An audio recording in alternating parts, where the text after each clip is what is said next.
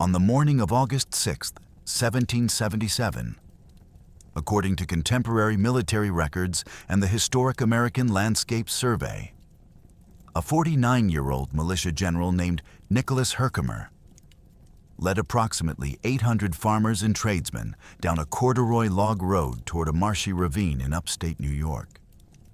Not soldiers in any professional sense. Farmers carrying muskets they had cleaned the night before in candlelight. Tradesmen who had kissed their wives goodbye less than a week earlier. 6 miles east of Fort Stanwix, on a wagon track that descended into a 50-foot deep bottleneck, the Mohawk Valley was about to become the bloodiest single battlefield of the American Revolution per square yard of ground. Think about those numbers. 800 men marched into that ravine. By the most widely cited accounting, 385 never marched out. 50 more crawled out wounded so severely they would die within days.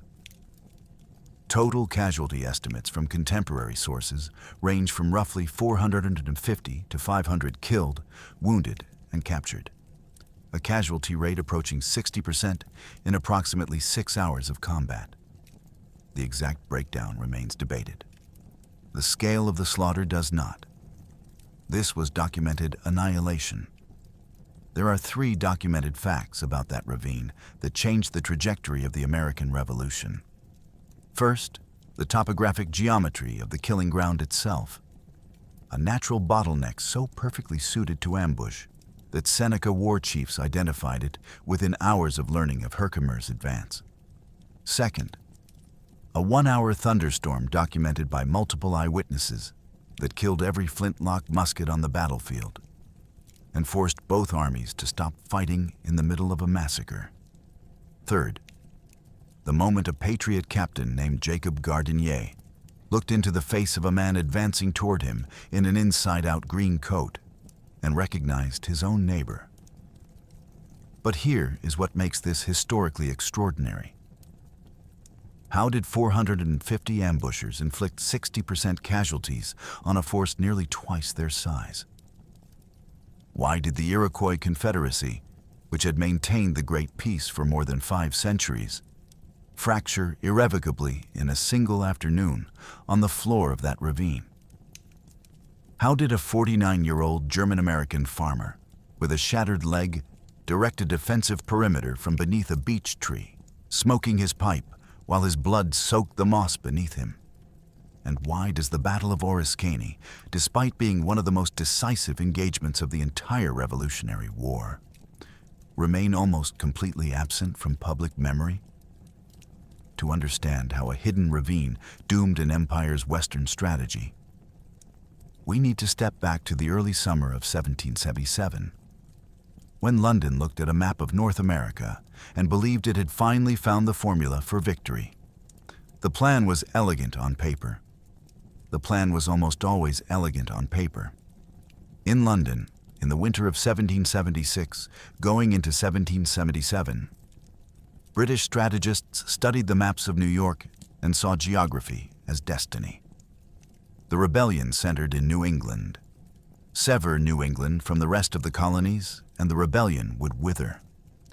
The instrument of that severance lay in the Hudson River Corridor, the great waterway that connected New York City to the Canadian frontier. Control the Hudson, control the war. The strategy that emerged became known to history as the Northern Campaign of 1777, and it called for 3 British armies to converge on Albany from 3 different directions. General John Burgoyne would march south from Canada with the main force, descending Lake Champlain and Lake George with regulars, Hessians, artillery, and indigenous allies. General William Howe would advance north from New York City up the Hudson Valley to meet him. And a third force, smaller but strategically vital, would move east from Lake Ontario through the Mohawk Valley to complete the encirclement. That third force was placed under the command of Lieutenant Colonel Barry St. Ledger, a veteran officer with experience in frontier warfare and the diplomatic skills required to manage a coalition of regulars, loyalists, and indigenous warriors. The composition of St. Leger's force tells you everything about how the British understood the war in the wilderness. At its core, marched detachments from the 8th and 34th Regiments of Foot, professional British infantry trained in the linear tactics that dominated European battlefields. Alongside them marched the Hanau Jägers, German light infantry specializing in sharp shooting and skirmishing, soldiers who could move silently through dense forest and pick off officers at 200 yards. Adding regional knowledge and personal motivation came Sir John Johnson's King's Royal Regiment of New York, known throughout the valley as the Royal Yorkers. These were loyalists, men who had lived in the Mohawk Valley before the war, who had been driven from their homes by patriot committees, and who returned now under arms to reclaim their land and settle scores that had been festering for years. Butler's Rangers added irregular warfare expertise and intelligence-gathering capability. And finally, the largest single contingent of the force, came the warriors of the Six Nations of the Iroquois Confederacy, primarily Seneca and Mohawk, with smaller numbers from the Cayuga and Onondaga. These warriors brought capabilities that no European army could replicate. Mastery of forest movement, intimate knowledge of every trail and every stream between Lake Ontario and the Hudson, ambush tactics refined over generations, and a psychological dimension to combat that European soldiers found genuinely terrifying. The total strength of St. Leger's column fluctuated through the campaign as indigenous warriors joined and departed according to their own counsels, but estimates from contemporary sources place it between 700 and 1,200 men at full strength.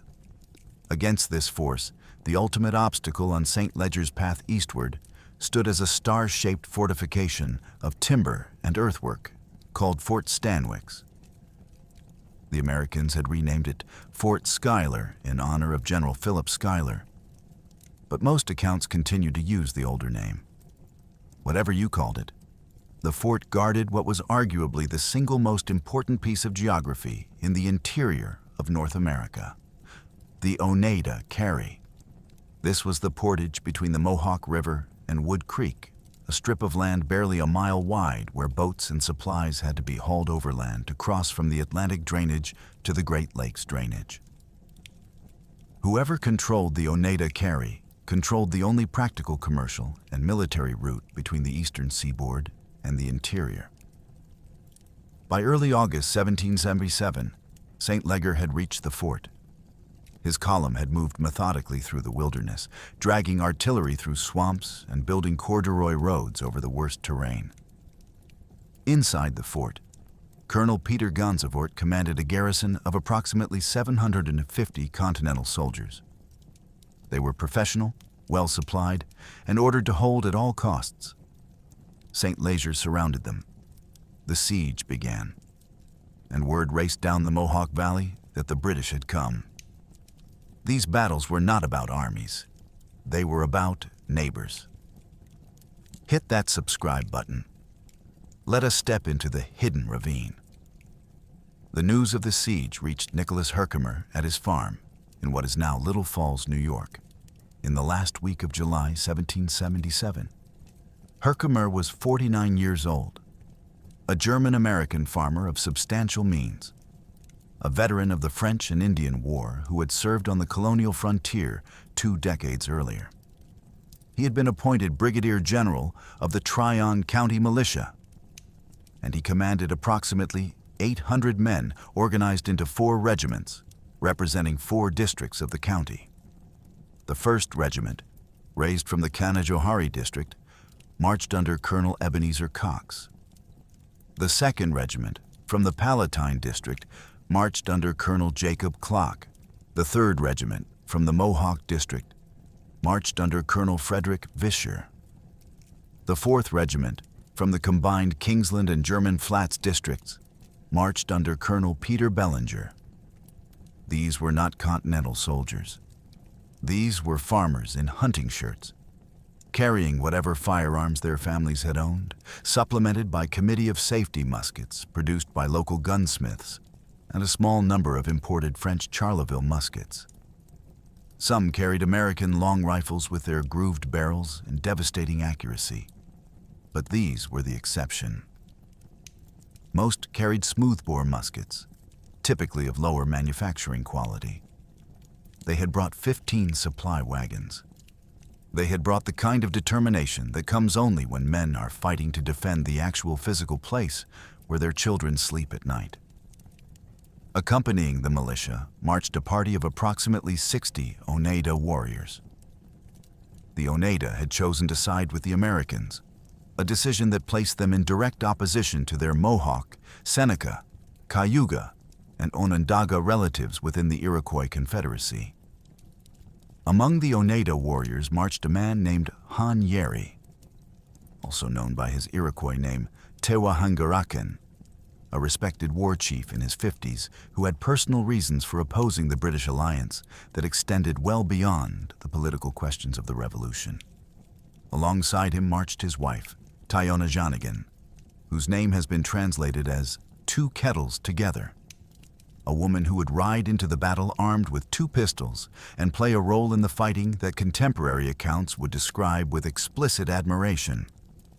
Their son Cornelius marched with them. This was a family at war. Herkimer mobilized his force at Fort Dayton in the German Flats, approximately 30 miles east of Fort Stanwix. He moved west cautiously, aware that the British and their indigenous allies almost certainly knew of his approach.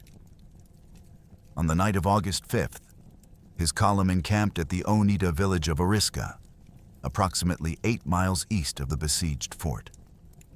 Herkimer's plan was straightforward. He would dispatch messengers to the fort that night. He would wait the next morning for a signal from Gansevoort. 3 cannon shots fired in succession, indicating that the garrison was prepared to coordinate a diversionary sortie. When that signal came, Herkimer would advance from Oriskany toward the fort, drawing indigenous attention toward his approach while Gansevoort sallied from the fort to strike the British camps from the rear. Coordinated movement, mutual support, the kind of plan a careful veteran would design. The next morning, August 6th, dawned warm and humid with the kind of summer haze that promised afternoon thunderstorms. Herkimer waited for the signal. The signal did not come. By mid-morning, the militia camp at Oriskany had grown restive. The men had marched hard for 3 days. They were within a day's reach of the fort. Their friends and relatives were under siege barely 8 miles away, and they were standing in an Oneida village waiting for cannon shots that should have been audible from Fort Stanwix and were not. Around mid-morning, Herkimer called a meeting of his senior officers. The accounts of what happened next come primarily from later testimony by survivors, and the precise wording of the exchanges has been smoothed by memory and partisan reconstruction. But the essential confrontation is clear. Colonel Ebenezer Cox, the commander of the 1st Regiment, spoke first and spoke with heat. He argued that further delay was cowardice. The men were ready. The garrison needed them. Waiting for a signal that might never come was a coward's excuse. Colonel Isaac Paris, a senior staff officer, joined Cox. The accusations escalated. The word Tory entered the conversation. Herkimer was a German-American. Herkimer had a brother named Johann Just Herkimer, who was at that very moment serving under Sir John Johnson in the King's Royal Regiment of New York, less than 10 miles to the west. Herkimer's loyalty was suspect. His caution was treason. The accusation was monstrous, and it was almost certainly false. But it was the one accusation that a man like Herkimer could not let stand. His honor was his only argument against the suggestion that his blood compromised his loyalty. He could not be cautious without appearing cowardly. He could not be careful without appearing treasonous. So he gave the order. Mount up, advance toward the fort. We march in 1 hour. The cautious general became, in that moment of provoked anger, a man marching his command into the precise kind of trap that his caution had been designed to avoid. Picture a man, perhaps 49 years old, German accent still audible in his English, stepping into a command decision that he had not wanted to make. Nicholas Herkimer. The sources tell us he was wealthy by frontier standards, that he had built his farm into one of the largest in the Upper Valley, that he had served in the French and Indian War with sufficient distinction to be appointed to militia command in his 30s. We know he had 10 siblings, several of whom remained loyal to the crown when the revolution divided the valley. We know his brother fought for the British. We know his honor was the central asset of his public life. And we know that men who had known him for decades would describe him as methodical, calm, and almost stubborn in his refusal to be hurried. Sometimes the most dangerous force on a battlefield is a careful man who has been called a coward. Across the 7 miles of forest between Oriskany and the ravine, the indigenous war chiefs who had selected the killing ground were finalizing their dispositions. Their selection of this particular piece of ground had not been accidental. The Mohawk Valley had been fought over by Iroquois warriors for generations, and every senior war chief in the British coalition knew the terrain between Lake Ontario and the lower Mohawk with the kind of intimate familiarity that comes only from a lifetime of hunting, trading, and traveling those forests on foot. They knew the ravine. The decision to use it now against an 800-man militia column with 15 supply wagons was rooted in centuries of accumulated tactical knowledge about how to kill men in dense forest. The primary war chief directing the ambush was a Seneca leader named Sayenqueragta, also known as Old Smoke. He was a senior war chief of the Seneca Nation, probably in his 50s or 60s at the time of Oriskany, and he carried the kind of reputation that made younger warriors quiet in his presence. Working with him was another Seneca leader, a younger man whose English name was Cornplanter, who was rising in influence within his nation and who would become one of the most consequential Iroquois leaders of the post-revolutionary period. And working with both of them was the Mohawk war captain, who would become the single most famous Iroquois figure of the Revolutionary War, Thayendanegea, known to history as Joseph Brant. Brant was in his 30s at Oriskany, educated, multilingual, and absolutely committed to the British alliance. He had traveled to London. He had met King George III. He had concluded that the long-term survival of Iroquois sovereignty required permanent alliance with the British crown. And he had spent the years before the Revolution working to bring the Confederacy into the British camp. At Oriskany, he commanded a force of warriors whose enthusiasm for the ambush was a function of both strategic calculation and personal grievance against the patriot settlers who had been pressing onto Iroquois land for decades. The loyalist component of the ambush force was commanded by Sir John Johnson, the son of the late Sir William Johnson, who had been the most powerful British figure in the colonial Mohawk Valley before the Revolution. Sir John had inherited his father's title and properties, and had been driven from his estates by Patriot forces in 1776. He had escaped to Canada, raised the Royal Yorkers from the displaced Loyalist population, and returned now with a mixed force of his regiment, a detachment of Hanau Jaegers, and a contingent of Butler's Rangers. He had personal reasons for being there.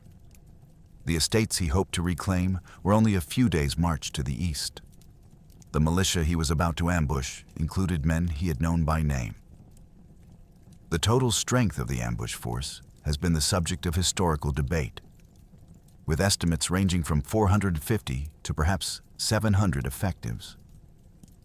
The most commonly cited figure places the force at approximately 450 men in the immediate ambush. Their tactical concept was textbook forest ambush refined to perfection. They selected a ravine deep enough to trap men inside it. They positioned the bulk of their force on the northern and southern rims, hidden in dense undergrowth and behind hemlock trunks. They placed Sir John Johnson's Royal Yorkers and the Jaeger detachment behind a rise at the western end of the ravine, blocking the road to the fort and serving as the anvil against which the hammer of the warrior contingent would strike. And they positioned a smaller force, primarily Mohawk warriors under Joseph Brant, at the eastern end of the ravine, with orders to wait until the entire militia column had descended into the trap before sealing it from behind. The shape of the ambush, viewed from above, would have resembled an elongated U-open at the eastern end. The militia would march into it. The eastern end would close, and from the rim above, the warriors and loyalists would deliver a converging fire into a column that had no room to maneuver, no high ground to seek, and no easy line of retreat. It was a perfect tactical solution to the problem of how to destroy a numerically superior force with a smaller one. The men setting it up understood exactly what they were about to do. The geography of the ravine itself was the weapon. This is the part that requires careful attention because the topographic specifics are what made everything else possible. Approximately 6 miles east of Fort Stanwix, the military road, which was the only viable overland route for a column with supply wagons, descended into a deep cleft in the landscape. Modern archaeological work, including the Historic American Landscape Survey, has reconstructed the dimensions of this ravine as it existed in 1777 with considerable precision. The ravine ran roughly north to south, transverse to the direction of the road. Its depth varied between approximately 35 and 50 feet from the surrounding terrain to the floor.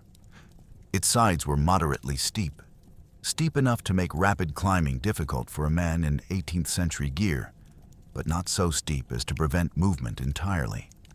At the bottom flowed a small stream called Battle Brook, approximately 3 feet wide at the point where the road crossed it, but bordered on both sides by marshy, boggy ground that extended several yards from the actual water. The vegetation of the surrounding forest was mature northern hardwood, dominated by hemlock, sugar maple, red maple, and beech, with the kind of dense canopy that limited visibility to perhaps 30 or 40 yards, even on a clear day. In early August, with full summer foliage, that visibility dropped further. A man standing at the bottom of the ravine could not see the top. A man on the rim of the ravine, behind a hemlock trunk and motionless, was effectively invisible to anyone below. The military road itself was not a road in any modern sense. It was a corduroy track, constructed by laying logs side by side perpendicular to the direction of travel, allowing wagons and horses to cross the soft, swampy bottoms that would otherwise have swallowed them. Corduroy roads have certain inescapable consequences for the movement of military columns. They force traffic into a single, narrow lane. They prevent any kind of broad front advance. They constrain wagons to a specific path from which they cannot deviate without bogging down.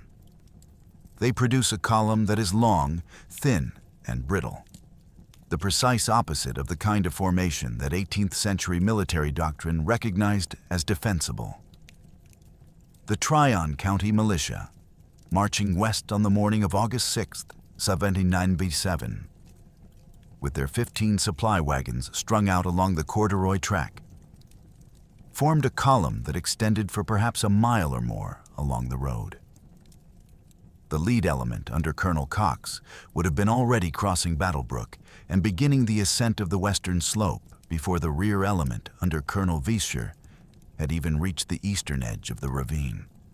The bulk of the force, including Herkimer himself and the supply wagons, would have been concentrated in the bottom of the ravine itself, surrounded on 3 sides by elevated ground that they could not see, packed into a narrow corridor that they could not leave.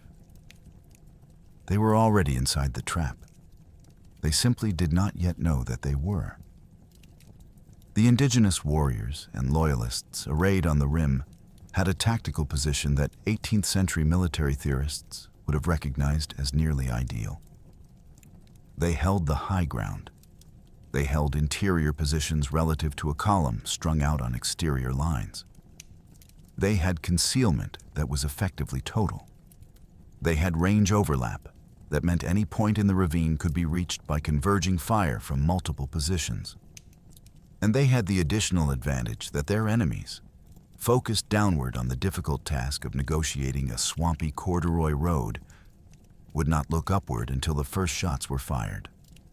The trap was the terrain. The terrain was the weapon. And the militia was walking directly into it because their commander had been called a coward and could not bear it.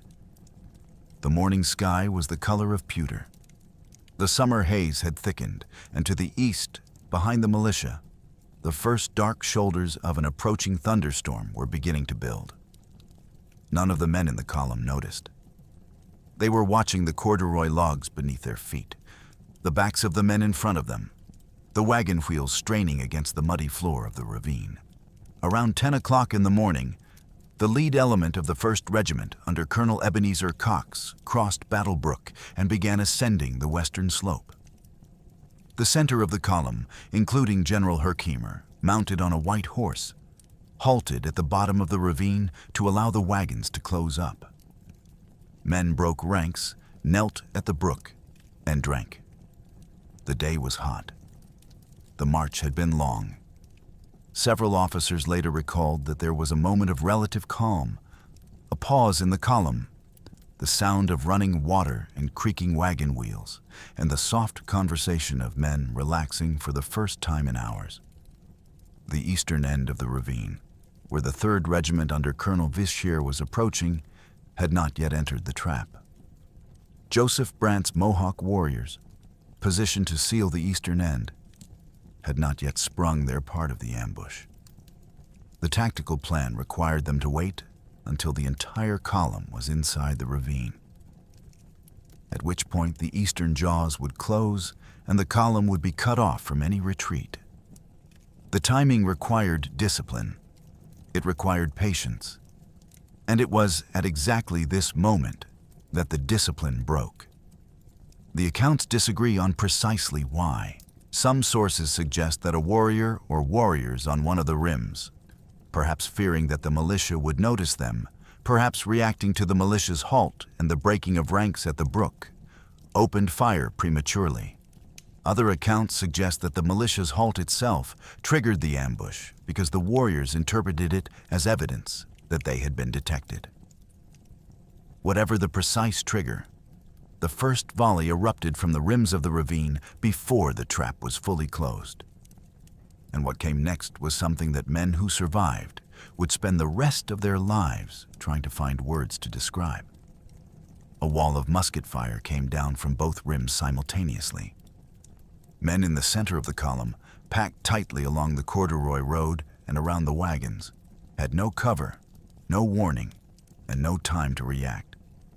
Colonel Ebenezer Cox, the man whose accusations of cowardice had provoked Herkimer's order to advance, was among the first killed, struck down in the opening volley as he led his regiment up the western slope. General Herkimer's white horse was hit and went down. As Herkimer fell with the dying animal, a musket ball passed through his leg below the knee, shattering bone and severing major blood vessels. He could not stand. His leg was destroyed.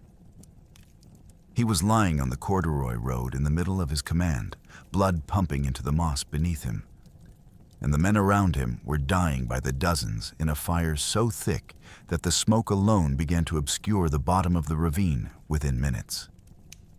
And then the screaming started. Contemporary accounts repeatedly describe the sound of the indigenous war cries as one of the most psychologically devastating elements of the experience. The phrase, "dreadful yell," appears in multiple survivor accounts. It was not just noise. It was deliberate sonic warfare, a sustained vocal assault from concealed positions all around the militia column, designed to compound terror, disorient, and break cohesion before the warriors closed for hand-to-hand combat. For the militia at the rear of the column, the 3rd Regiment under Colonel Vischer, that had not yet entered the ravine, The combination of the opening volley and the war cries produced a tactical collapse that was probably inevitable in any unprofessional force. They turned and ran. They broke eastward, away from the sound, away from the fire, back toward Oriskany, scattering into the forest in a panic that no officer could control. Fisker attempted to rally them. He failed. The rear guard disintegrated, and a contingent of Mohawk warriors under Joseph Brant pursued them through the trees, killing some, capturing others, and effectively removing approximately a third of the militia force from the battle before it had been fully joined. This left approximately half of the original militia force trapped in the ravine. Their commander was down with a shattered leg. Their senior regimental officer was dead. Their rear was gone. Their supply wagons were burning or about to be. And every direction they looked, the forest was producing fire and noise and death. Not strategy, not tactics, terror. And then, somehow, the men in that ravine began to fight back. The first thing that needs to be understood about the chaos of the first hour is that it was, in fact, a kind of distributed self-organization rather than an orderly defense. The militia did not form a line. They could not. They did not fall back to a prepared position. There was no prepared position. What happened instead was that individual men and small groups, recognizing that staying on the corduroy road was death, began to disperse into the trees on the floor of the ravine and seek cover behind trunks and fallen logs. They did this without orders. They did this because the alternative was being shot from above without any opportunity to fire back. They did this because some instinct older than tactics tells a man under fire to find something solid to put between himself and the source of the fire. The indigenous warriors and loyalists on the rim adjusted to this dispersal. They began coming down off the rim. They began moving among the trees on the floor of the ravine, hunting individuals and small groups. And here, in the close quarters fighting that developed in the first hour, the combat became something that no professional European army of the 18th century had ever fully solved. The Seneca and Mohawk warriors employed a tactic that contemporary accounts describe in considerable detail. They would wait, concealed behind a tree or a rock, for a militiaman to fire his musket. The moment the musket discharged, they would rush him with tomahawk and knife before he could complete the slow process of reloading. The reload sequence for an 18th century smoothbore musket required removing a paper cartridge from a pouch, tearing it open with the teeth, pouring a small amount of powder into the priming pan, closing the frizzen, grounding the butt of the musket, pouring the remaining powder down the muzzle, following with the ball and the wadding, drawing the ramrod, ramming the load home, replacing the ramrod, and bringing the musket to a firing position. A trained British regular could complete the sequence in approximately 20 seconds, 3 rounds per minute. A militiaman, less trained, in dense brush, with limbs and clothing catching the ramrod and the cartridge pouch, would take longer. Probably 30 to 40 seconds between the moment the previous shot left the barrel and the moment the next shot was ready to be discharged. The warrior who knew this, who counted on it, who had spent his life learning to read the rhythms of European musket warfare, would close the distance from concealment to the militiaman in under 5 seconds. And he would arrive with a tomahawk in one hand and a knife in the other. The hand-to-hand combat that developed in the first hour of the battle was characterized by this dynamic. The militia would fire. The warriors would rush. The militia, caught mid-reload, would attempt to defend themselves with the only weapons they had available, which were usually the musket itself wielded as a club, a hunting knife if they had one, and whatever physical resistance they could muster. The casualty rate during this phase was catastrophic. Men were tomahawked at close range. Men were knifed. Men were shot at point-blank range when warriors had reserved their own fire for exactly such moments.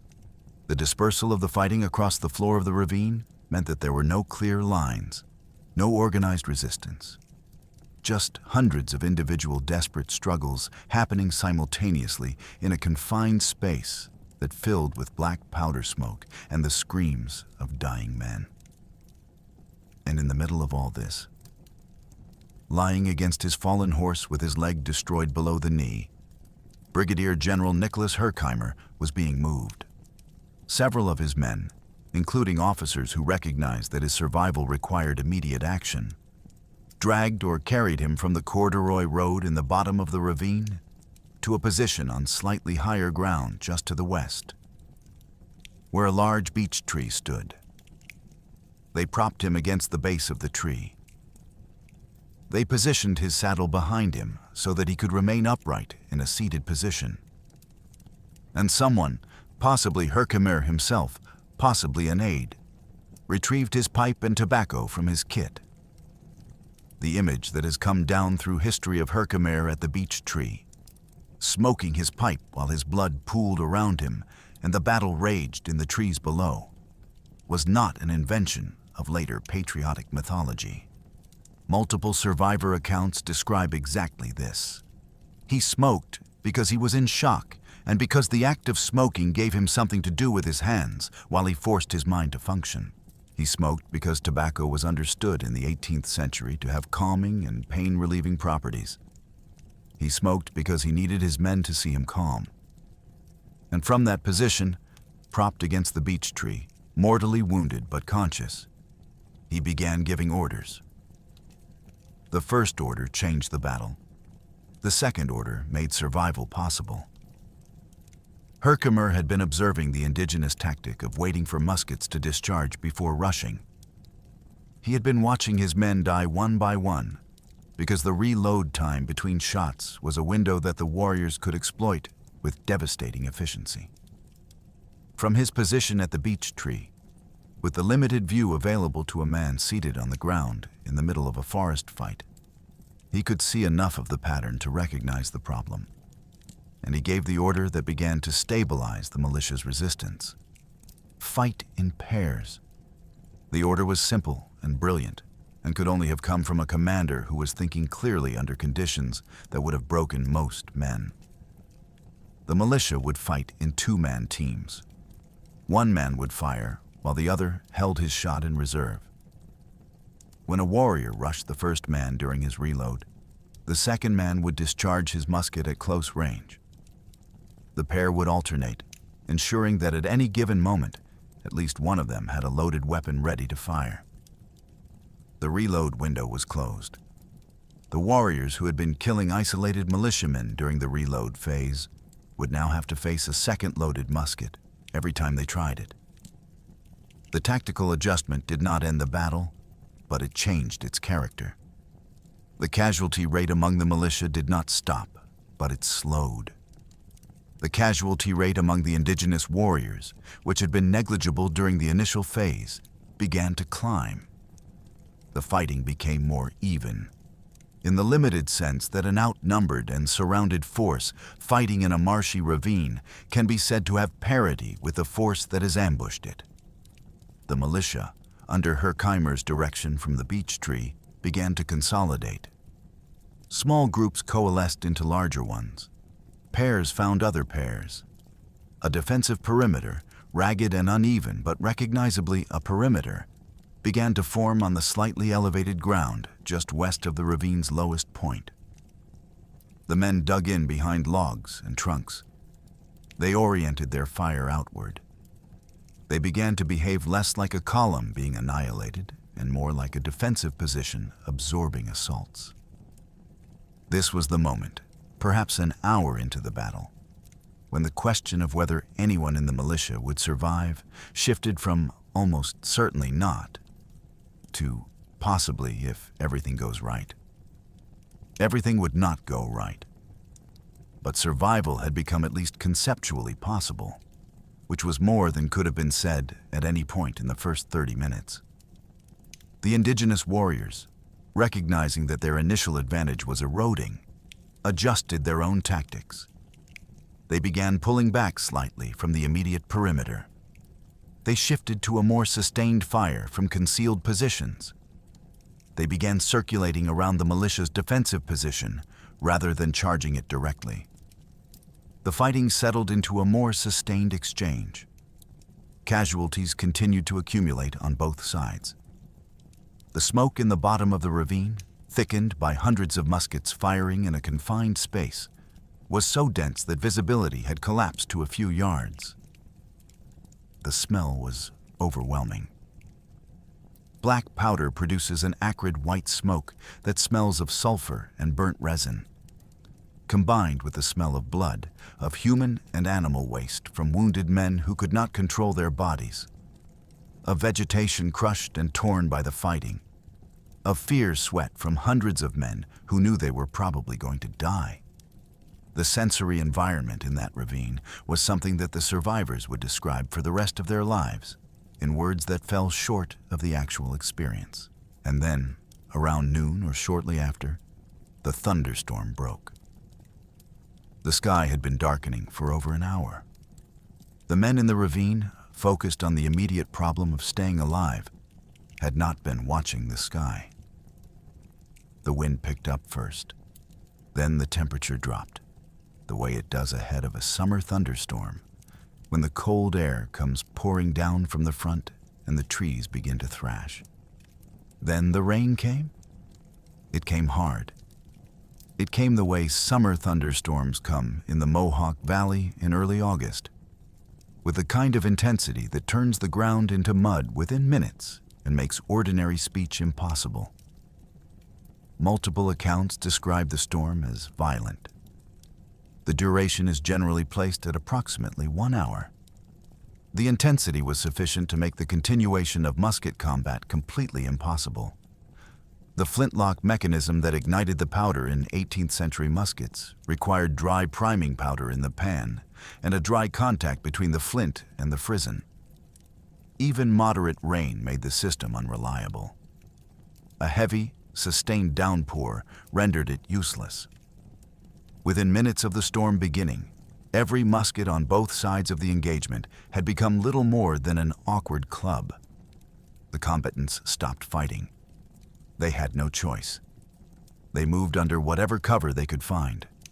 They huddled against tree trunks. They tried to keep their powder dry, knowing that when the rain ended, the fighting would resume, and the side with functional weapons would have a decisive advantage. Both sides used the lull.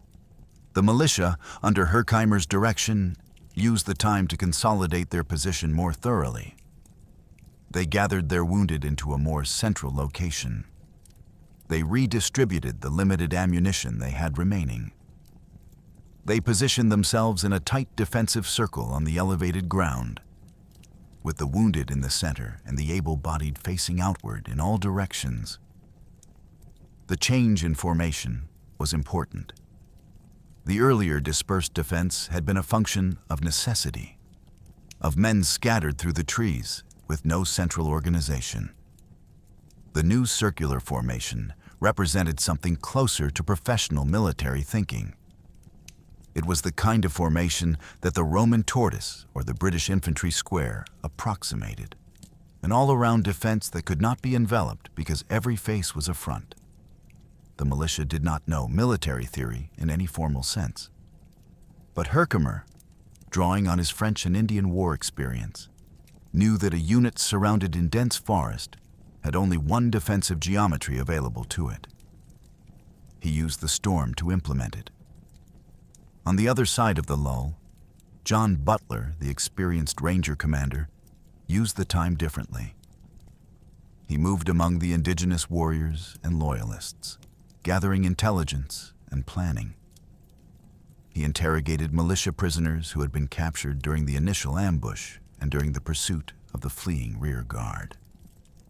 From these interrogations, he learned about the signal arrangement that Herkimer had established with Fort Stanwix, the 3 cannon shots that were supposed to indicate the garrison's readiness to support the militia advance. And from this intelligence, Butler conceived a deception. The Royal Yorkers, Sir John Johnson's Loyalist regiment, wore green uniforms. The Continental troops at Fort Stanwix were primarily blue, with some in brown hunting shirts. The green coats of the Royal Yorkers were distinctive enough that the militia would recognize them as loyalist if they saw them clearly.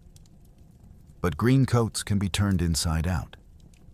The linings, typically off-white or undyed linen, would not be immediately identifiable as loyalist garb.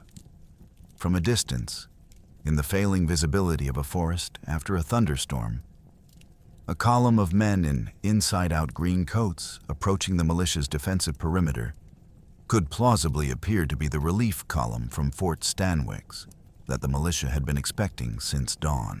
Butler ordered the Royal Yorkers to turn their coats. The deception was a calculated risk. If it worked, the Royal Yorkers would penetrate the militia's perimeter under the pretense of being friendly forces, and they would be able to inflict catastrophic casualties at point-blank range before the militia recognized them. Butler ordered the deception anyway. The storm was beginning to slacken. The rain was thinning to a drizzle. The fighting was about to resume. And approximately 100 Royal Yorkers, their green coats turned inside out, began moving through the forest toward the militia's defensive circle. Picture a militia captain, perhaps 40 years old, soaked to the skin from a thunderstorm that had just stopped, watching a column of men in pale coats emerge from the dripping forest toward his position. Captain Jacob Gardinier of the Mohawk Regiment. He had been fighting for hours. He had watched men he knew die. He had been part of the consolidation of the defensive perimeter under Herkimer's direction. And now he was looking at what appeared to be salvation, the relief column from Fort Stanwix finally arriving. Some of the militia began to cheer.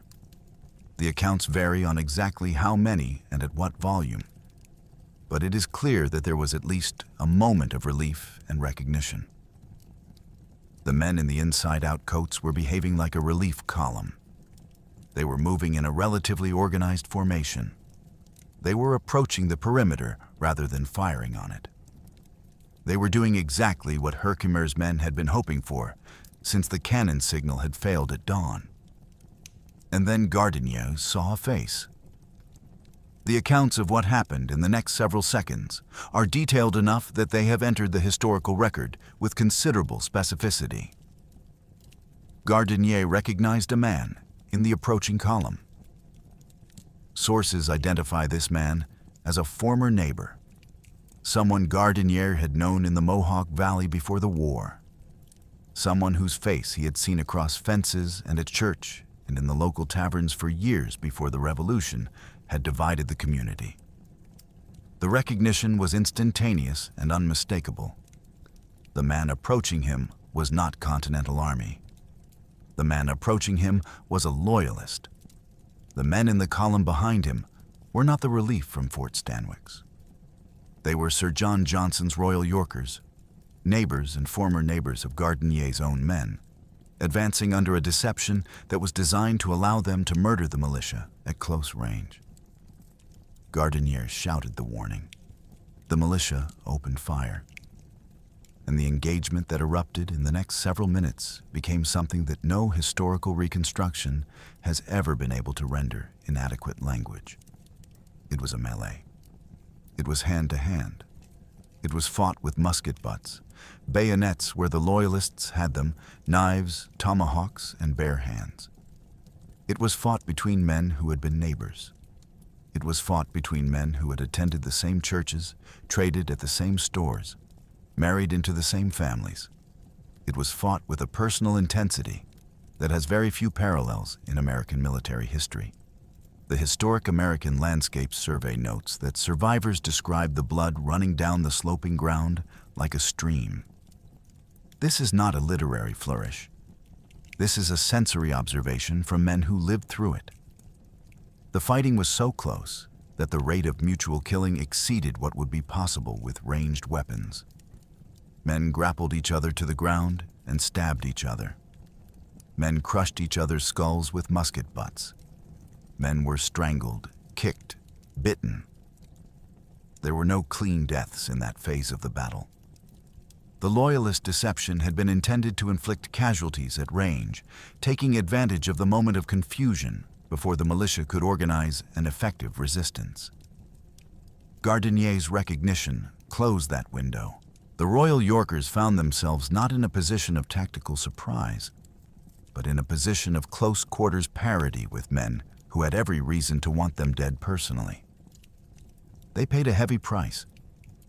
The militia paid a heavier one because they had been outnumbered to begin with, and because the Loyalist attack had penetrated parts of the defensive circle before the recognition occurred. But the deception failed in the sense that it failed to break the militia. The defensive perimeter held. The Royal Yorkers were pushed back, and the battle settled into its final phase, which was less a coordinated military engagement than a continued slow accumulation of casualties on both sides, as the surviving combatants exchanged fire from increasingly fixed positions, while the European descended combatants were tearing each other apart in the most personal way possible. A different tragedy was unfolding among the indigenous combatants on both sides of the engagement. The Iroquois Confederacy was older than any political institution in North America. The traditional accounts place its founding sometime in the period before European contact, with various oral histories suggesting dates as early as the 12th century. By the 18th century, the Confederacy comprised 6 nations, the original 5 being the Mohawk, Oneida, Onondaga, Cayuga, and Seneca, with the Tuscarora joining in the early 18th century after being displaced from the Carolinas. The Confederacy was governed by the Great Law of Peace, an oral constitution of considerable sophistication that prohibited the member nations from making war on each other. For more than 5 centuries, that prohibition had held. There had been internal disputes, factional rivalries, individual acts of violence, but no general war between the member nations. The Great Peace was understood by every Iroquois person as the foundational political achievement of their civilization, the thing that distinguished their society from the chaos of intertribal warfare that prevailed in much of the surrounding region. The American Revolution broke it. The strategic question of which side to support divided the Confederacy along lines that were ultimately about the long-term survival of indigenous sovereignty. The pro-British faction, led most prominently by Joseph Brant and supported by the bulk of the Mohawk, Seneca, Cayuga, and Onondaga, argued that the British Crown represented the only realistic guarantor of Iroquois land rights against the inexorable westward pressure of American settlement. They feared correctly that an independent United States would feel no obligation to honor those treaties and would press into Iroquois lands with even greater force than the colonial governments had. The pro-American faction, led most prominently by the Oneida and a portion of the Tuscarora, argued the opposite. They had been working with American Protestant missionaries for decades. They saw the Americans as their neighbors, the people with whom they would have to coexist regardless of who won the war. The Confederacy attempted, through 1776 and into 1777, to maintain a position of neutrality. But the strategic position of Iroquois territory between the British in Canada and the Americans in New York made neutrality practically impossible. By the summer of 1777, the Confederacy had effectively fragmented. The fracture became literal at Oriskany. On the floor of the ravine and on the rim above it, Oneida warriors fought directly against Seneca, Mohawk, Cayuga, and Onondaga warriors for the first time in the recorded history of the Confederacy. The Great Law of Peace, which had bound them for more than 5 centuries, was being violated in real time on the bodies of men who had grown up understanding that violation as the worst possible political crime. The personal dimensions of this collapse are documented in considerable detail. Han Yeri Tewahangarakan, The Oneida war chief who had marched with Herkimer's militia was approximately in his 50s at the battle. He had a long-standing personal rivalry with Joseph Brant that predated the Revolution. The two men had been on opposite sides of what historians call the clock dispute, a complicated and bitter land controversy in the upper Mohawk Valley that had generated factional tensions within the Confederacy for years. At Oriskany, that personal rivalry intersected with a larger political fracture in a way that produced direct, individual combat. Han Yeri fought with exceptional skill. Contemporary accounts describe him as a central figure in the fighting, killing 9 enemy combatants, according to the Pennsylvania Journal report of September 1777. At some point during the battle, he was wounded in the wrist, severely enough that he could no longer manage the complex motor task of reloading his musket. The standard outcome for a wounded combatant in this kind of engagement would have been withdrawal or death. What happened instead was Tiona Jonigan. His wife had ridden into the battle. The contemporary accounts describe her as armed with 2 pistols, mounted on horseback, present in the fighting as a combatant rather than as a non-combatant accompanying her husband. When Han Yeri was wounded and unable to reload, Tiona Jonigan took over the reload task while he continued to fire. The image is striking enough that it has entered Oneida historical memory and American Revolutionary historical memory simultaneously. A husband and wife fighting as a unit in the middle of a forest battle, with the wife performing the technical work of loading a flintlock musket from horseback, while her husband, wounded in the wrist, continued to engage the enemy. Their son Cornelius fought alongside them. The family unit became, in that moment, the smallest tactical unit of the battle. On the opposite side, Joseph Brant directed the Mohawk warriors and coordinated with the Seneca chiefs Sayenquiragta and Corn Planter. The combat between the Oneida and the pro-British nations was not the bulk of the fighting at Oriskany, which was overwhelmingly between the militia and their attackers. But it occurred. It was witnessed. And every man who participated in it understood that he was helping to destroy the political order that had defined his nation for centuries. The casualties on both sides among the indigenous combatants were severe. Estimates place indigenous casualties at approximately 60 to 100 killed and wounded, including several senior war chiefs. For populations as small as the Iroquois nations, casualties on this scale represented losses that would take a generation to absorb. And the political damage was permanent. The Confederacy attempted to reconcile after the war. The reconciliation never fully succeeded. The Great Peace had been broken, and the breaking could not be undone. In the late afternoon, the sound of the fighting at the ravine was joined by a new sound. Several miles to the west, at Fort Stanwix, the cannons that should have signaled at dawn finally fired. Herkimer's messengers, Adam Helmer and 2 others, had reached the fort sometime during the morning. The exact timing is disputed in the sources, but the most commonly cited estimate places their arrival at approximately 11 o'clock in the morning. They had been delayed by the dense forest and the need to avoid British patrols, and they had arrived hours after Herkimer had begun his advance. By the time they made contact with Colonel Peter Gansevoort inside the fort, the militia was already deep in the killing ground.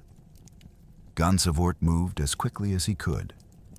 He could not march out with the full garrison without risking the fort itself, but he could mount a sortie, a sudden raid out of the fort designed to strike the British camps from a direction they were not expecting.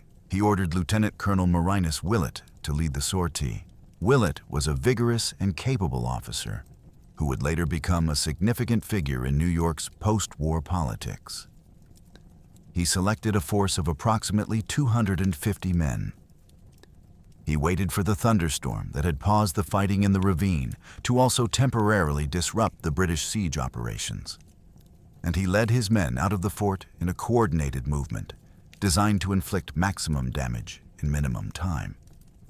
The sortie was extraordinarily successful. Willett struck the British camps when most of the regular soldiers and many of the indigenous warriors were absent at the ambush site. The camps were lightly defended. The defenders fled. Willett's men captured 21 wagon loads of equipment, including military supplies, personal belongings of the indigenous warriors and the loyalists, and critically, the personal journals and correspondence of Sir John Johnson and Lieutenant Colonel St. Ledger himself. The capture of the indigenous warriors' personal belongings, including ceremonial items, war paint supplies, food stores, and items of personal and family significance, had an effect on the morale of the British coalition that was disproportionate to the material loss. When word of the sortie reached the ambush site at the ravine, the indigenous warriors faced a decision. They had been fighting for hours. They had suffered casualties at a rate that no European army of the period would have considered acceptable. They had been promised support, plunder, and a relatively easy campaign by their British allies, and they were now experiencing a sustained battle that had cost them senior leaders and large numbers of younger warriors. And while they were absent from their camps, their personal property, including items of profound cultural and family importance, had been looted by an enemy force that they had not anticipated. The combination of casualties, exhaustion, and the loss of their camps was sufficient. The retreat cry went up. The Seneca and Mohawk warriors began withdrawing from the engagement. The cry, "Una, una," is documented in multiple accounts as the signal that propagated through the indigenous contingent and triggered the disengagement. Without the warriors, Sir John Johnson's loyalist force could not maintain the engagement. The Royal Yorkers had taken casualties of their own. They were now outnumbered relative to the remaining militia, and their tactical position depended on the indigenous support that was now departing. Sir John Johnson ordered his force to withdraw. The retreat began. The militia, holding their position on the elevated ground west of the ravine, watched their enemies disappear back into the forest.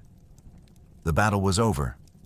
They had won, in the sense that they were the side still holding the ground when the other side left.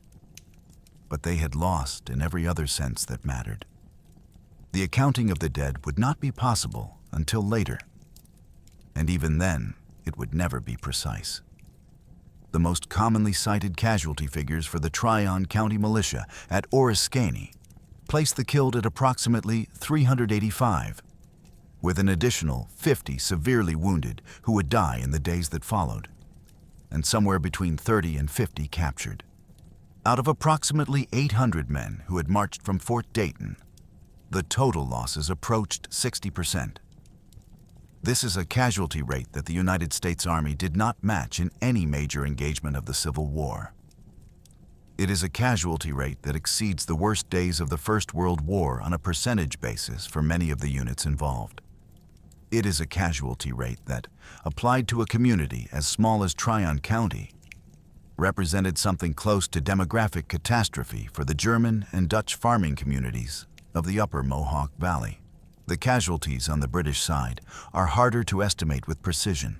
Indigenous casualties, including warriors of the Seneca, Mohawk, Cayuga, and Onondaga nations, are commonly placed at between 60 and 100 killed and wounded, with several senior war chiefs among the dead. Loyalist casualties were smaller, perhaps 30 to 50 killed and wounded, primarily among the Royal Yorkers who had participated in the ruse attack. Total British coalition casualties of approximately 150 killed and wounded represented a significant tactical loss, especially given the disproportionate impact of indigenous senior leadership casualties on a force whose effectiveness depended on indigenous participation. The aftermath of the battle was as grim as the battle itself. The militia, holding the field at the end of the day, was in no condition to pursue the British or to continue the march to Fort Stanwix. They could not even properly evacuate their own wounded. They gathered as many of the casualties as they could carry on improvised litters, abandoned what they could not carry, and began the slow retreat back toward Oriskany, and from there to Fort Dayton. General Herkimer was carried on a litter by his men, his wound first dressed by Brigade Surgeon William Petrie. Petrie had himself been wounded in the battle. Herkimer was evacuated by raft down the Mohawk River to his home at Little Falls. The decision to amputate was delayed approximately 10 days. With Petrie still recovering, the operation was performed by an inexperienced surgeon named Robert Johnson. It went badly. The bleeding could not be controlled. Herkimer's blood loss compounded with a surgical hemorrhage to produce a fatal exsanguination. He died on August 16, 1777, in the hours following the amputation.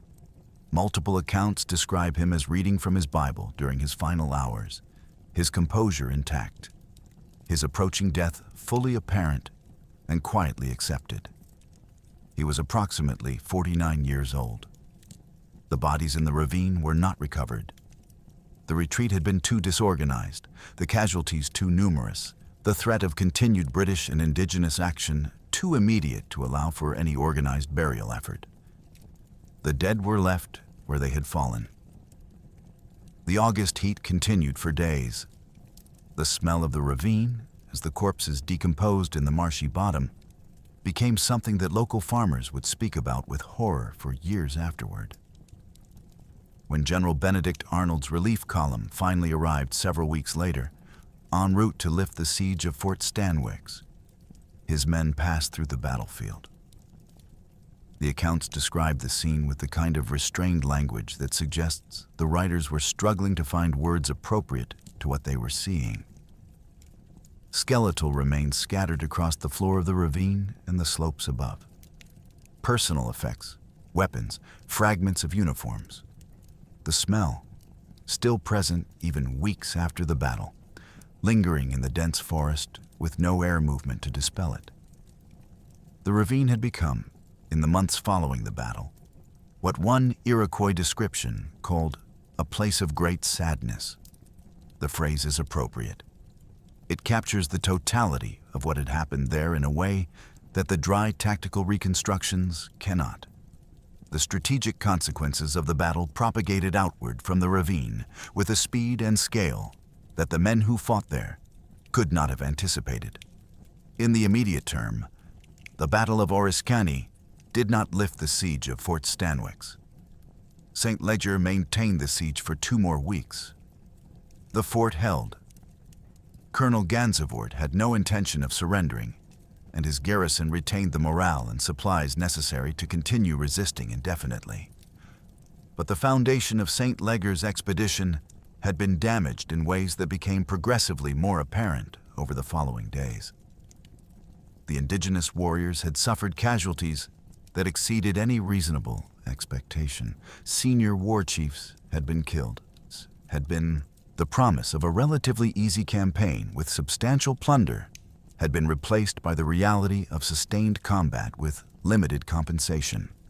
And the looting of their camps during Willett's sortie meant that warriors had returned from a battle in which they had taken disproportionate casualties to find that they had also lost personal property of significant material and cultural value. The British alliance with the indigenous warriors began to fracture. Individual warriors and small groups began departing the British camp, returning to their home villages, declining to continue the campaign. The departures accelerated when news arrived that General Benedict Arnold was advancing from the east with a substantial relief force of Continental regulars. Arnold himself, employing psychological warfare techniques, deliberately exaggerated the size of his force in communications that were calculated to reach the British camp. The deception worked. By August 22, 1777, 2 weeks after the battle in the ravine, St. Leger's expedition had reached a point of effective collapse. The indigenous warriors who remained were unwilling to face Arnold's column. The Loyalists were demoralized. The siege of Fort Stanwix had produced no progress. St. Leger made the only decision available to him. He lifted the siege. He ordered the retreat. The expedition began moving back toward Lake Ontario, abandoning the campaign that had been intended to bring British control to the western Mohawk Valley and to enable the rendezvous at Albany with Burgoyne's main force. The strategic implications of this retreat were enormous. The Northern Campaign of 1777 depended on the convergence of all three forces at Albany. General Howe, for reasons that historians still debate, had moved south to attack Philadelphia rather than north to support Burgoyne. With Howe absent from the planned movement, Burgoyne's force was already strategically isolated. With St. Leger's column now also failing to arrive, Burgoyne was operating alone, deep in hostile territory, against a continental army that was being reinforced rather than depleted. The Battle of Saratoga, which would conclude in October 1777 with Burgoyne's surrender of his entire army, was made inevitable by the failures of the supporting elements of the campaign. Howe's diversion to Philadelphia and St. Leger's collapse at Fort Stanwix combined to leave Burgoyne facing the full weight of American forces in the Hudson Valley without the support that the original plan had assumed. And St. Leger's collapse was, in turn, a direct consequence of what had happened in the ravine on August 6th. The Battle of Oriskany did not directly cause the surrender at Saratoga, but it directly caused the failure of the western wing of the Northern Campaign. And the failure of the western wing was a necessary condition for the collapse of the entire campaign. The 385 dead in the ravine had purchased, with their lives, a strategic outcome that would shape the entire trajectory of the war.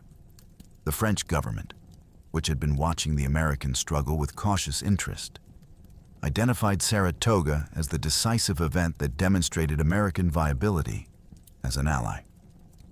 The Treaty of Alliance with France, signed in February 1778, transformed the war from a colonial rebellion into a global conflict in which Britain faced its principal European rival across multiple theaters. The road to American independence ran directly through the surrender at Saratoga. The road to Saratoga ran directly through the ravine. Han Yeri Tewahungarakan survived the battle. His wrist wound was severe, but not fatal, and the support of his wife, Tiona Jonigan, during the engagement had likely saved his life. He continued to fight on the American side throughout the remainder of the Revolutionary War, serving in various capacities. He died after the war at his home and is remembered in Oneida historical accounts as one of the great war leaders of his nation. Tiona Jonigan lived for many years after the battle. Her actions at Oriskany were documented in the September 3rd, 1777 Pennsylvania Journal and Weekly Advertiser, which described how she fought with pistols and reloaded her wounded husband's musket throughout the engagement. The published account preserved her name in the historical record at a moment when most women combatants of the period went unrecorded. After Oriskany, the pro-British Iroquois burned the Oneida village of Oriskany in retaliation. Joseph Brant continued his career as the most influential Mohawk leader of his era. He led raids throughout the Mohawk Valley and the western frontier in the years following Oriskany, achieving the kind of reputation among American settlers that combined fear and grudging respect. After the war, when the British failed to secure adequate land guarantees for their indigenous allies in the Treaty of Paris, Brant led the Mohawk in their migration to British Canada, where he negotiated the establishment of the 6 nations of the Grand River Reserve. He died in 1807, having spent his final decades attempting to preserve some form of Iroquois sovereignty within the constrained options that the post-revolutionary settlement allowed. Sayenqueragta, the senior Seneca war chief who had been one of the principal designers of the Oriskany ambush, continued to lead Seneca forces in the war. The Seneca, who had suffered the heaviest casualties among the indigenous combatants at Oriskany, would experience further devastating losses in the Sullivan-Clinton expedition of 1779, when American forces conducted a systematic campaign of destruction against Seneca villages and crops. The cumulative effects of the Revolutionary War on the Seneca nation were catastrophic. Cornplanter became one of the principal Seneca leaders of the post-revolutionary period. He participated in the negotiations that established the post-war boundaries of Seneca territory, and he developed a complex relationship with the new American government that involved both accommodation and resistance. Sir John Johnson retreated to Canada with St. Leger's column and continued his service in the British military for the remainder of the war. He never recovered his estates in the Mohawk Valley. The properties were confiscated by the New York state government and sold to support the war effort. After the war, he settled permanently in Canada and became a significant figure in the development of Upper Canada. He died in 1830, having spent his entire adult life in the service of a cause that had been comprehensively defeated. John Butler continued his command of Butler's Rangers throughout the war and was responsible for some of the most devastating frontier raids of the Revolutionary period. The Wyoming Valley Massacre in July 1778 was conducted under his direct command. The Cherry Valley Massacre in November of that year was led by his son, Walter Butler, with Joseph Brant present. The Butler name became one of the most hated in the American frontier population. John Butler lived until 1796. Colonel Peter Gansevoort was promoted in recognition of his successful defense of Fort Stanwix. He continued his Continental Army service for the remainder of the war and lived until 1812, becoming the grandfather of the novelist Herman Melville, who would write about him with considerable family pride. Lieutenant Colonel Marinus Willett, who had led the sortie from the fort that captured the British camps, became a significant figure in New York politics after the war. He served as sheriff of New York City and was eventually elected mayor. He lived until 1830. The Oneida Nation received recognition from the new American government and was promised protection of its lands. The promises were not entirely kept. The pressures of American westward expansion would erode Oneida territorial holdings over the decades following the Revolution, and significant portions of the Oneida Nation would eventually relocate to Wisconsin in the 1820s and 1830s. The Oneida who remained in New York preserved a smaller version of their ancestral homeland and exist there today. The Iroquois Confederacy itself never fully recovered from the fracture that Oriskany made visible. The great law of peace, which had governed the relations among the member nations for more than 5 centuries, had been violated in a way that subsequent diplomacy could acknowledge, but never fully repair. The Confederacy continues to exist today, with formal councils and traditional governance structures. But the unity of the 6 nations that characterized the pre-revolutionary period has not been fully restored. Why does no one remember this battle?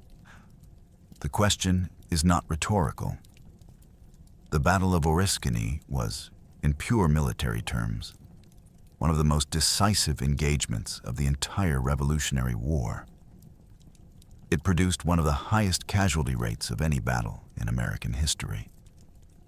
It featured tactical elements that military theorists could profitably study for centuries. And it directly enabled the strategic outcome at Saratoga that in turn brought France into the war and made American independence possible. By any reasonable accounting, Oriskany should be one of the most famous battles of American history. It is not. Ask 100 American history students to name battles of the Revolution. Most will name Lexington and Concord. Many will name Bunker Hill. Some will name Trenton, Saratoga, Yorktown. A few will name Brandywine or Monmouth. Almost none will name Oriskany. The reasons for this historical obscurity are worth examining, because they tell us something about how military memory works. The first problem is the nature of the victory. Oriskany was not, in any clean sense, an American tactical victory. The militia took catastrophic casualties. The commander died. The expedition to relieve Fort Stanwix failed in its immediate objective, and the fort was eventually relieved by Arnold's column rather than by Herkimer's force. From the perspective of someone looking at the immediate tactical result, Oriskany looks like an American defeat or at best a costly draw. The strategic consequences, which made the battle decisive in retrospect, were not immediately apparent and would not be fully recognized until well after the war. Battles that look like defeats in their immediate aftermath do not produce the kind of triumphal narrative that captures public memory. The second problem is the geography. Oriskany was fought in the upper Mohawk Valley, far from the major centers of population and political power in the new American Republic. The battlefield was rural in 1777 and remains rural today. There is no major urban center that claims the battle as part of its civic identity. The third problem is the demographic complexity of the combatants.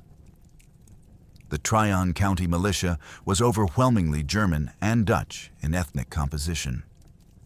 The dominant ethnic groups in American historical memory have traditionally been English and Scots-Irish, the populations that produced most of the major political leaders of the Revolutionary and early national periods. The German and Dutch farmers of the Mohawk Valley, despite their substantial contribution to the revolutionary cause, were peripheral to the cultural narrative that the new republic constructed about its origins. The fourth problem is the role of the indigenous combatants. American historical memory has had a complicated and often dishonest relationship with the indigenous participation in the Revolutionary War.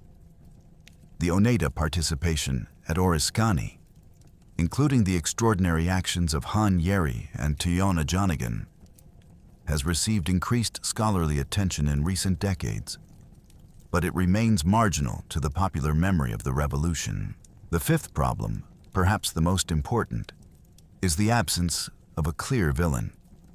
The major battles that occupy American historical memory tend to have clear narrative structures. The British are the bad guys. The Americans are the good guys. Lexington and Concord, Bunker Hill, Saratoga, Yorktown all fit this template comfortably. Oriskany does not. The principal combatants on both sides were not British regulars and Continental soldiers, but rather American loyalists, American patriots, and indigenous warriors with their own political objectives. The fighting was not American versus British in any simple sense. It was American versus indigenous versus indigenous. The neighbor against neighbor character of the combat resists the kind of clean narrative simplification that produces lasting popular memory. The battle was, fundamentally, a Civil War episode within the larger Revolutionary War. And Civil War episodes have always been more difficult for national memory to process than wars fought against foreign enemies.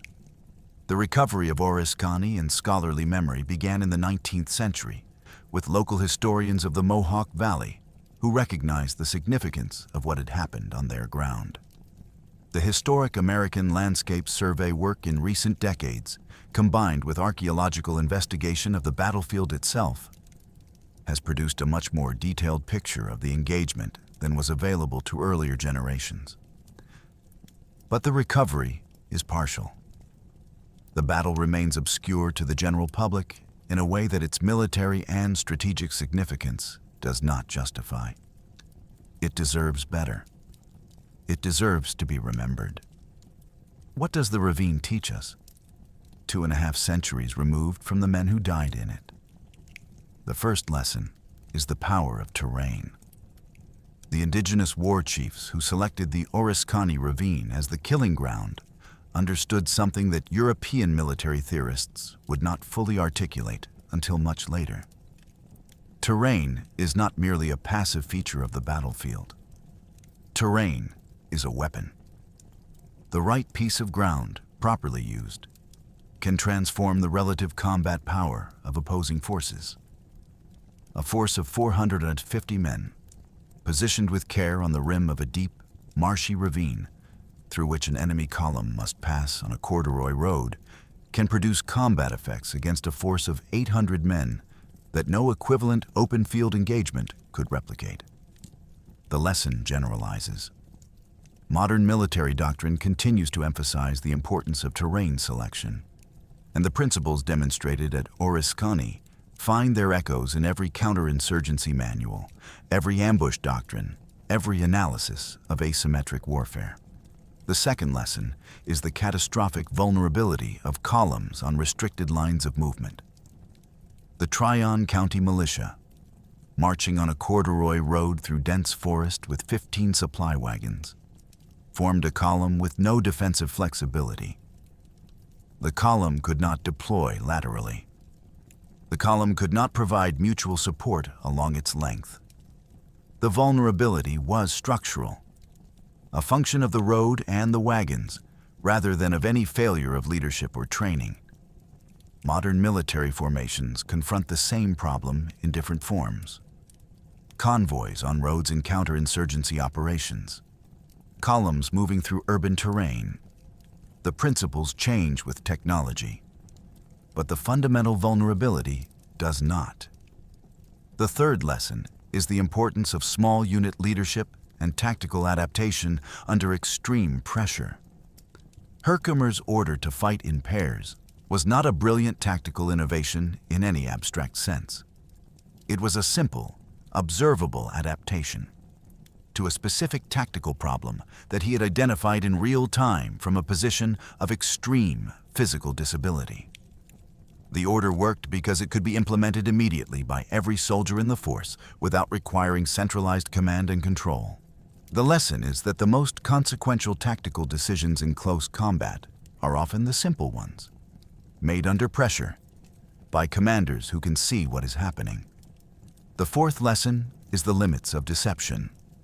Butler's ruse, the inside-out coats designed to penetrate the militia's defensive perimeter under the appearance of friendly forces, was a sophisticated tactical concept that very nearly worked. It failed because of a single recognition by a single militia captain. The lesson is not that deception is unreliable. The lesson is that deception depends on conditions that the deceiving force cannot fully control. The fifth lesson is the human dimension of civil war. The combat at Oriskany was fought between people who had known each other before the war. The intensity of the close quarters fighting reflected the personal dimensions of conflicts, where the combatants were not abstractions to each other, but specific individuals with histories and relationships. The American Revolution was, among many other things, a civil war among the colonial population, and Oriskany was perhaps the most concentrated expression of that Civil War character. The lesson applies generally to civil wars throughout history. The intensity of the killing, the willingness to fight beyond the point that abstract calculations would predict, the difficulty of post-conflict reconciliation, all derive from the fact that the combatants know each other personally.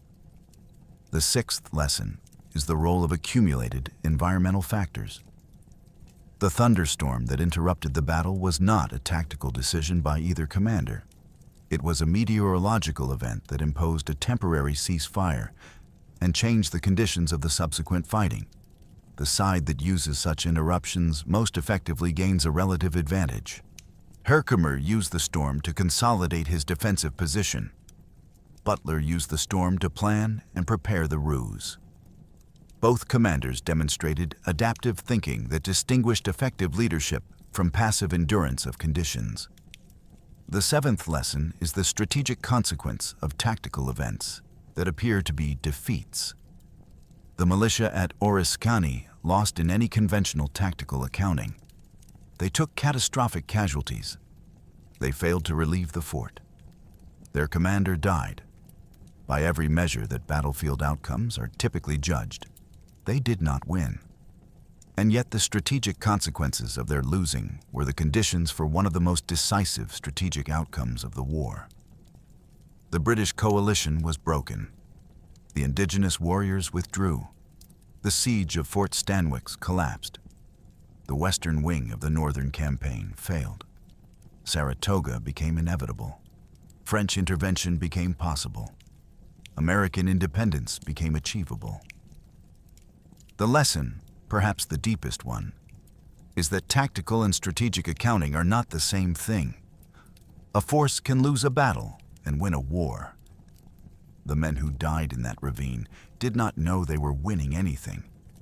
They thought they were dying for a cause that was failing in real time around them. The strategic outcome that their deaths enabled was visible only in retrospect, from a perspective they did not have access to. Most of the consequential sacrifices in human history have probably been of this character. The people making them have not known what they were buying with their lives. The eighth lesson concerns memory itself. Battles enter or fail to enter historical memory for reasons that have little to do with their actual significance. Oriskany has been historically obscure not because it was militarily or strategically unimportant, but because it failed the narrative tests that determine which events get remembered.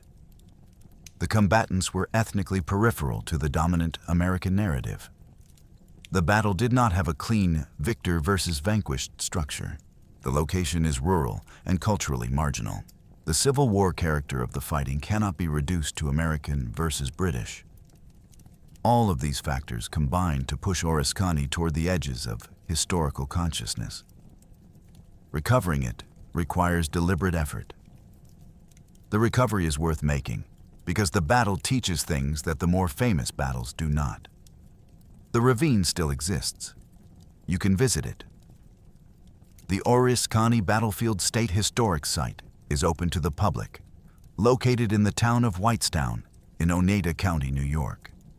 The site preserves the core of the battlefield, including the ravine itself, the location of Herkimer's beech tree, and the approaches that the militia used on the morning of August 6, 1777. The Battle Brook still flows through the bottom of the ravine. The marshy ground is still marshy. The mature hardwood forest has been altered by centuries of land use, but the topographic features that made the killing ground are essentially unchanged from what they were in 1777. Visitors who walk the trails through the battlefield in summer can experience, in some attenuated form, what the men of the Tryon County Militia experienced on that morning. The closing of the canopy overhead, the sense of the ground falling away into the bottleneck, the way the eye is drawn downward by the terrain, even as the more dangerous element of the environment in 1777 was above. The brook is small, the ravine is deep. The site does not feel like a famous battlefield. It feels, instead, like a piece of working forest that happens to have signs explaining what occurred there. Local visitors and family historians find the place. Tourists from outside the region rarely do. The bodies that were left in the ravine in August 1777 were eventually recovered or returned to the soil through natural processes. The exact locations of most of the casualties are not known. Some remains have been excavated in archaeological work. Most have not. The ground of the battlefield retains, in a literal physical sense, traces of what happened there. But most of the evidence is invisible to anyone who does not know what to look for. The reputation of the site as haunted has persisted from the early 19th century to the present day. Visitors report sounds they cannot account for, sensations of presence in the woods, the occasional smell of black powder that has no proximate source. The Iroquois description of the place as a place of great sadness was not metaphorical for the people who originally used it. The ground absorbed something on August 6, 1777, that subsequent witnesses have continued to describe in language that suggests they are reporting actual perceptual experience rather than literary embellishment. The site is sacred for the descendant indigenous nations.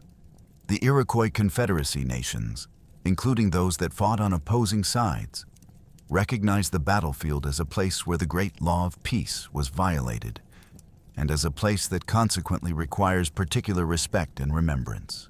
Ceremonies are conducted at the site by indigenous people in ways that are generally not visible to non-indigenous visitors. 2.5 centuries after the battle, the surviving combatants' descendant communities continue to mark what happened in the ravine. For everyone else, the site is simply a state historic park, modest in its facilities and limited in its promotion. The contrast between the historical significance of what occurred there and the modesty of the current commemoration is striking. Battles of less consequence have larger museums, more visitors, more elaborate memorials. Oriskany has a quiet ravine, some signs, a state park staff that does what it can with limited resources, and the ground itself.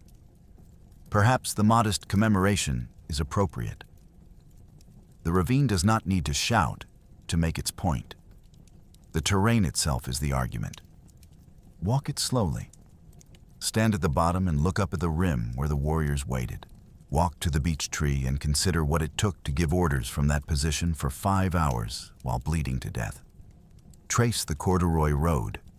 Find Battle Brook and kneel beside it the way men knelt on August 6, 1777, in the moment before everything changed. The ground does not lie. Whatever else has been lost from the historical record, the ground remembers what happened on it. We began with a ravine, 50 feet deep, marshy bottom, mature hemlocks closing the canopy overhead. A corduroy road that forced 800 men into a column they could not break.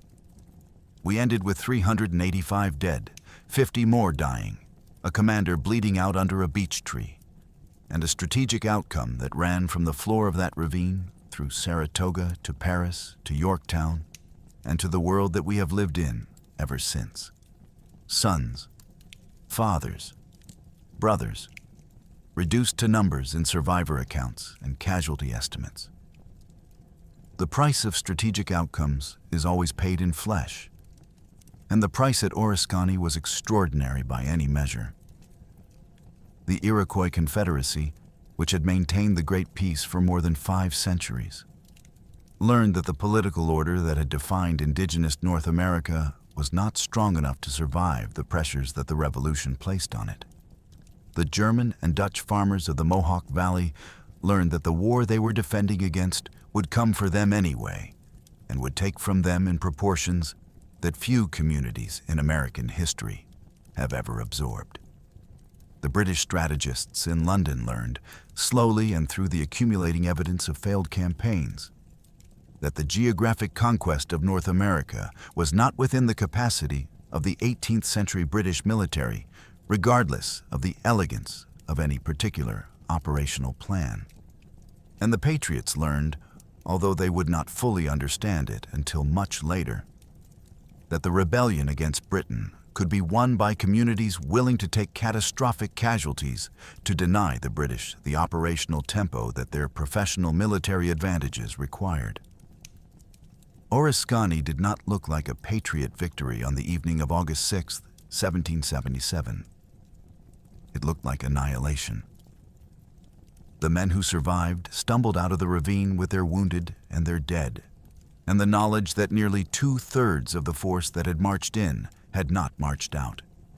They could not have known what the consequences of their losing would be.